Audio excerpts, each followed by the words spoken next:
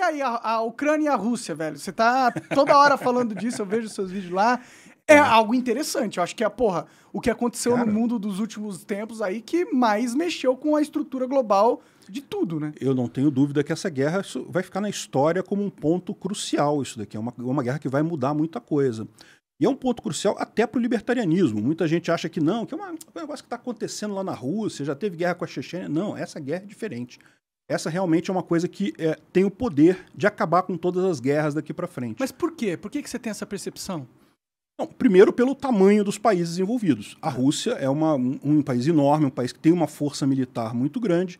E a Ucrânia também não é um país pequeno. A Ucrânia é o segundo maior país da Europa. Depois da Rússia, Sério? é o segundo maior. 40 milhões de habitantes, eu olhei no Wikipedia. 40 milhões de habitantes, uma área enorme. Enfim, e pior, é na Europa, e numa região cheia de simbolismo. A Ucrânia foi invadida pelos nazistas e depois foi invadida pelos comunistas na Segunda Guerra. Então, assim, é uma região cheia de... É um ponto estratégico, globalmente falando, exatamente, né? Exatamente. E o mais bacana que eu acho dessa história, bacana se a gente pode dizer... É tudo uma merda que tá acontecendo, mas evidentemente, é interessante, né? O mundo das ideias, né? O que torna essa coisa interessante é porque eu acho que o mais provável desfecho dessa guerra é a Rússia acabar perdendo ela por conta das sanções, não militarmente. Militarmente, a Rússia é muito forte. A Ucrânia está surpreendendo a gente está vendo ela ter ganhos significativos, coisas que não se esperava que ela resistisse. Até contra-atacando a Rússia, destruindo barcos. Impressionante, realmente. E território russo, eu acho que eles atacaram já, né? Belgorod, já atacaram Belgorod, coisa e tal. Mas, enfim, eu acho que no final das contas, o mais provável é que a Rússia acabe sendo dissuadida dessa guerra pelas sanções econômicas. E isso prova um ponto ANCAP muito importante. E é possível você controlar, você garantir a segurança contra um ator ilegítimo usando sanções, usando economia. Porque isso é um ponto que o pessoal fala, né? Na ética libertária, você não pode ser obrigado a nada. Então, se uma pessoa se recusar a ir para a justiça, ou seja, um cara criou um novo cangaço, resolveu ser cangaceiro, vou viver de matar a pessoa e roubar a pessoa. Como é que você lida com essa pessoa, né? Porque hoje o Estado ele tem o poder de violência, ele vai lá e caça a pessoa e bota na cadeia e pronto. Na ética libertária não pode isso, né? Teria que ter uma outra forma de você lidar com essa pessoa, que é o cara que não está nem aí para nada. Ele, não quero nem saber, sou mal mesmo, vou invadir todo mundo e pronto, ponto final. E a resposta libertária para isso é justamente as sanções.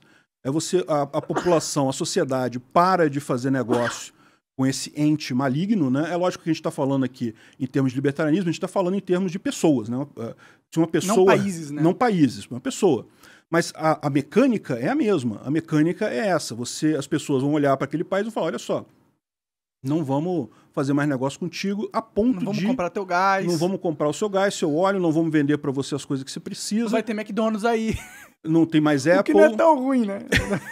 Pois é. Chega a ser engraçado, né? O pessoal lá que... assim, mas eu percebo a dor deles também, né? O pessoal que tem canal lá, perdeu o YouTube, o Instagram. Foi censurado lá, né? O Instagram fechou totalmente, não tem mais. Ou seja, no final das contas, o que você faz é a mecânica de você fazer isso pela sanção. Se você parar para pensar, não teve nenhuma guerra que foi resolvida por isso na história humana. Sanções sempre foram uma coisa secundária.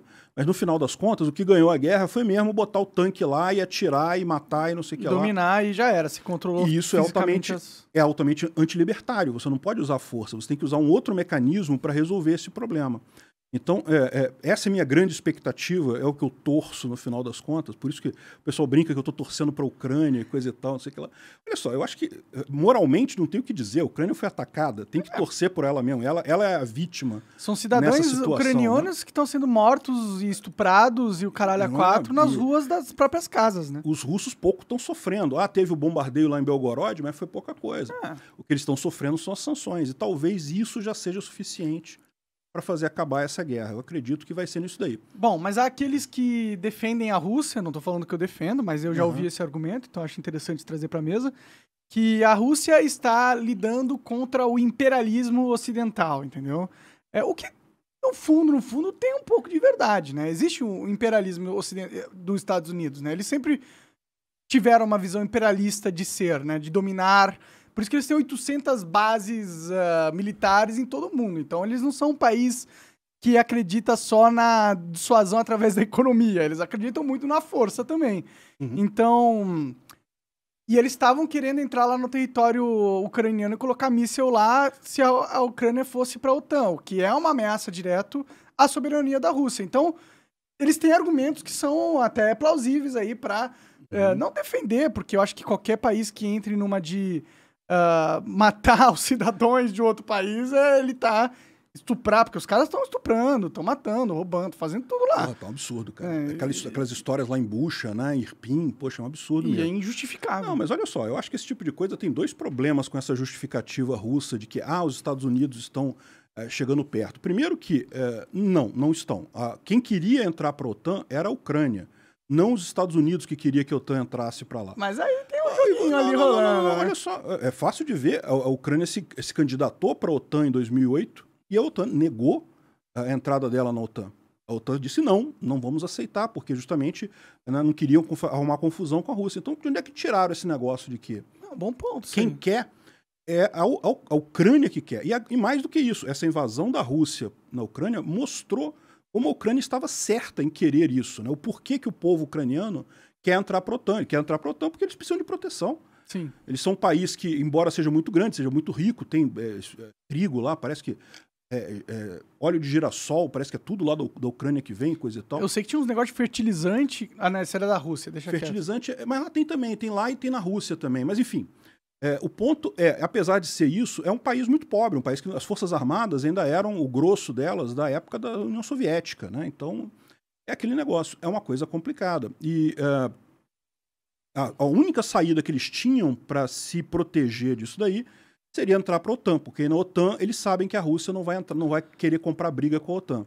Porque a OTAN ele tem um tratado. Quem entra na OTAN tem um tratado. Se alguém da OTAN for atacado, toda a OTAN entra na guerra. Então... Isso. E é uma coisa importante de ressaltar também, porque uma das subdesculpas que o pessoal usa para dizer o porquê que a Rússia coisa, porque tipo assim, não, mas aí a Ucrânia poderia querer entrar em guerra com a Rússia, né, uma vez que está na OTAN, e aí tem míssil lá e não sei o que lá.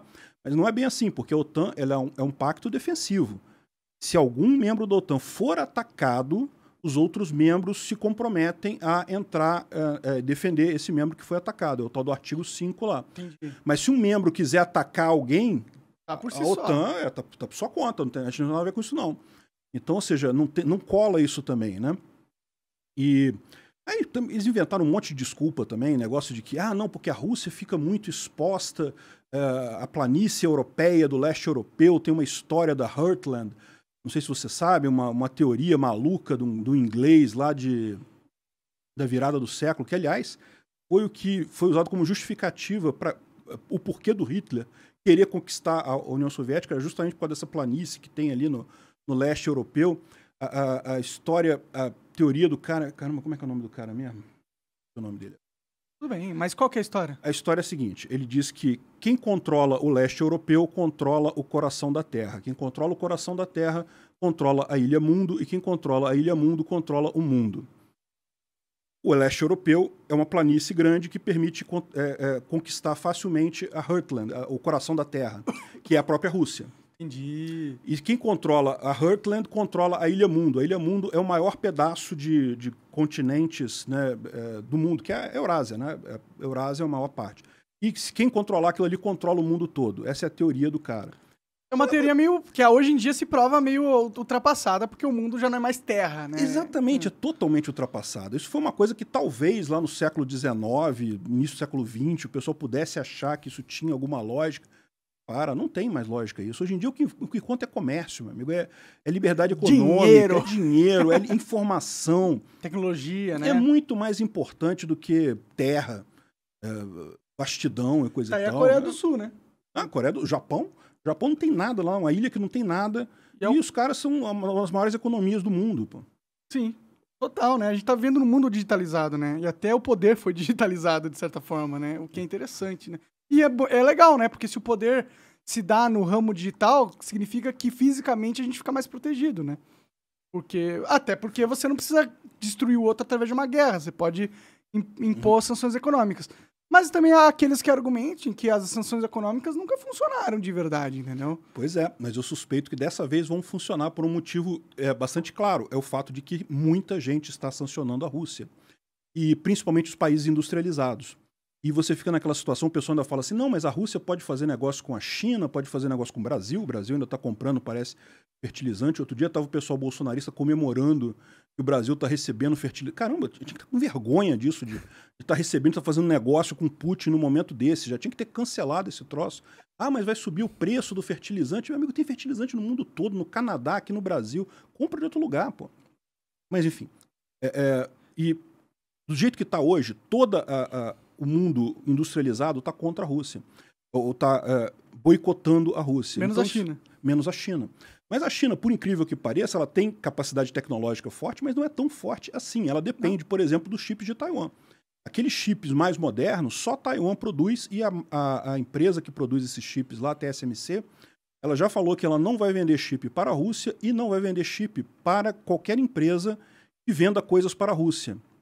Então a gente tem visto, até a China, várias iniciativas de empresas chinesas com os russos serem canceladas. Por quê? Porque a empresa chinesa fica com medo, vou ficar sem meus chips. Pode crer, então eu não posso. E a outra também é a empresa a MRS. Agora eu tô ruim de memória. Eu não sei nem o nome que você quer lembrar. Então é uma empresa holandesa que faz a máquina de fazer o chip, que também falou que só vai vender agora para quem não produzir chips para a Rússia, né? Entendi. Então, ou seja, você está criando um negócio que ela continua tendo acesso a Brasil, Índia e até a China. A China é o caso mais importante aí, mas ela foi cortada de todo o resto. Então, é uma coisa que realmente eu quero ver como é que isso vai acontecer. Eu suspeito que vai ser a primeira guerra resolvida desse jeito. E se for isso, é uma indicação muito boa de que o libertarianismo tem um poder grande de funcionar.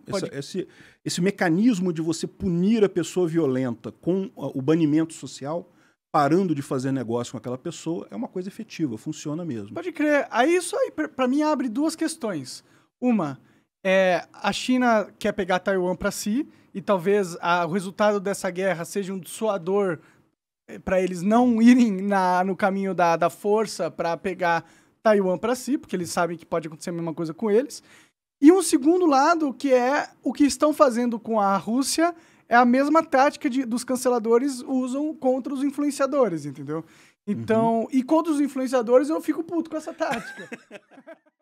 Você acaba de assistir um corte do Monarch Talks, agradeço demais, mas se você quiser ver o vídeo na íntegra e acompanhar ao vivo todas as transmissões, você tem que ir lá no rumble.com/monarch para não perder nada. Segue a gente lá.